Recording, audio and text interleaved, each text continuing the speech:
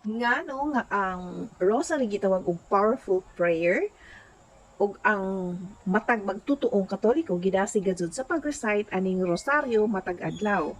For me, personally, my answer is pinaagi man gud sa rosaryo diha nato makita or mahinumduman, ma-reflect, mabalik lantaw ang pagpakatawo ni Hesus tungod sa ilang dakong gugma sa langit ng Amahan.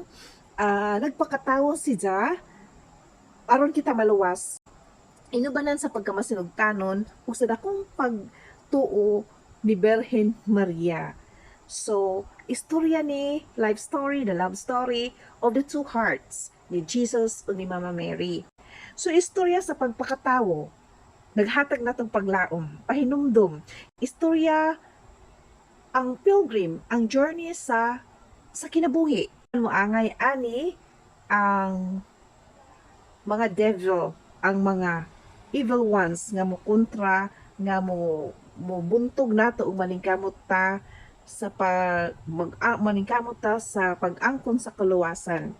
So mao ni powerful prayer tungod kay istorya ni Mama Mary ug ni Jesus alang sa atong kaluwasan. Ug daghang salamat.